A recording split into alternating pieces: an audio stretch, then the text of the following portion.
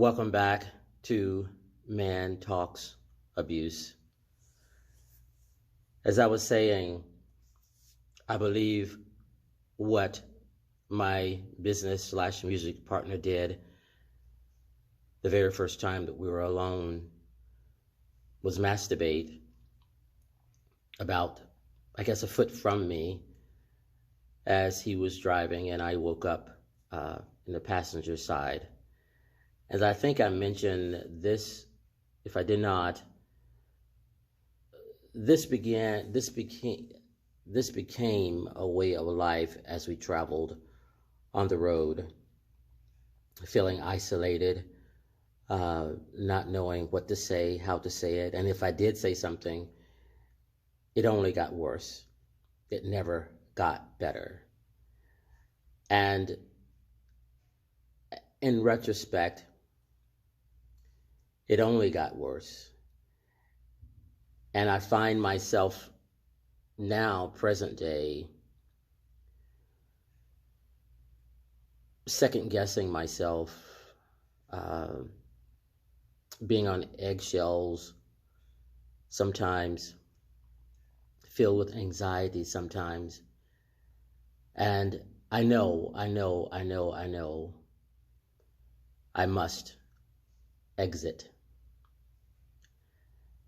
As I patiently wait on a strategy, and I did say strategy because what you don't know about me is the only thing I believe that has gotten me to endure this kind of psychological, physical, mental, emotional, financial, spiritual, and narcissistic abuse is because of my meditation and prayer life. You see, when you deal with someone with this kind of personality disorder,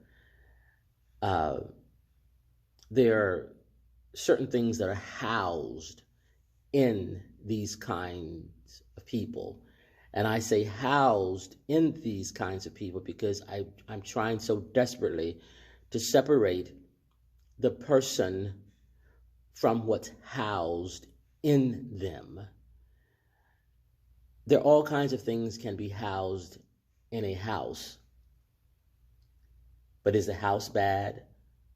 Or what's inside the house is bad? Sometimes it's both.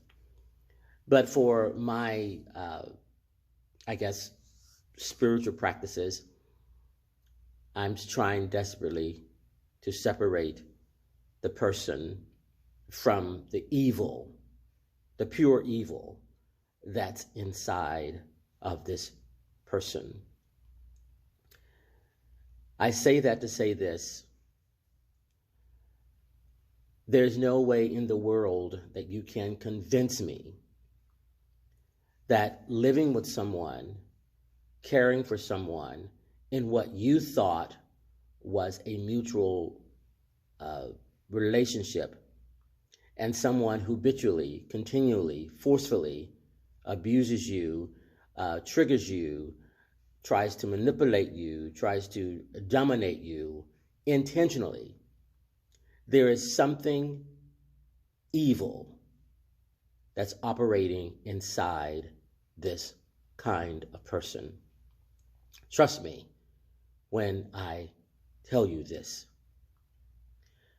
I am the only one in this relationship over the 20-something years have sought counsel. Oh yes, he sought counsel for about 3 months when I decided to move away and get from underneath all of this pressure. But as soon as I came back, all the counseling on his end and therapy on his end stopped, and we were back to square one.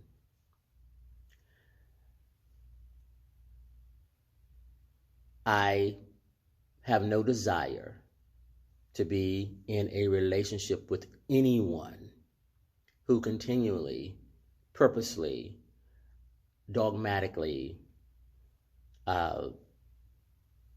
want to simply, basically, take you out. And that's ultimately what's going on. I have suffered a lot and watched this person just walk away. I have cried a lot and watched this person just walk away cold. When I would approach this person and tell him XYZ, I would get the smirk look, cold eyes, dark eyes. And I've tried, but I'm realizing I must move on with my life. I'm realizing that I'm determined to make my latter days much better than my former days. This partner, music partner,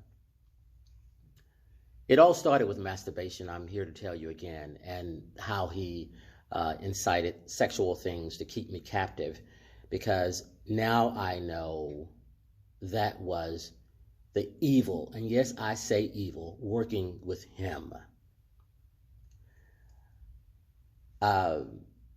Birthday parties, on my birthday parties, a couple of them, this is well documented, and my friends know this, he would have purposely intentional sex in the loft where we lived while people were there. These kinds of things.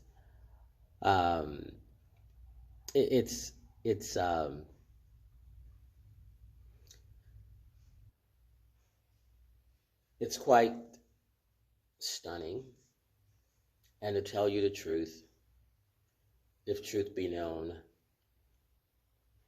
I am ashamed. I'm ashamed that I didn't know. I did not know. I did not know. I did not know. But by the same token, in retrospect again, there are telltale signs of I was in something, was pretty much over my head.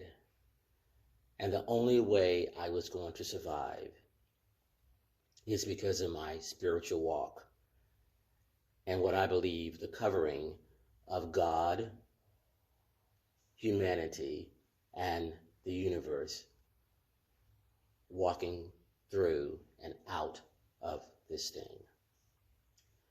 We have shared many road trips together, many recordings, many performances.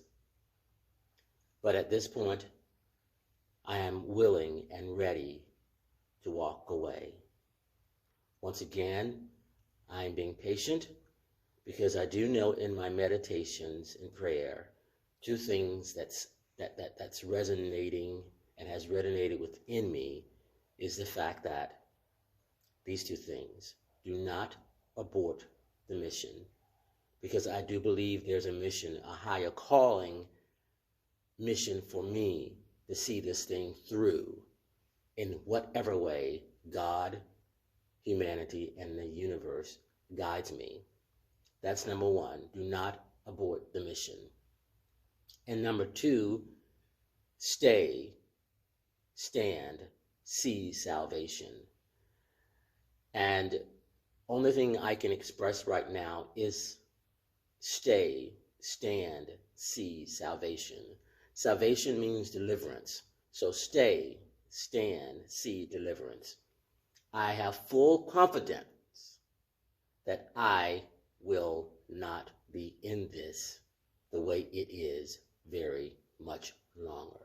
And I have full confidence that these chains, this oppression, this evilness has already begun to be broken and will completely be broken and overthrown.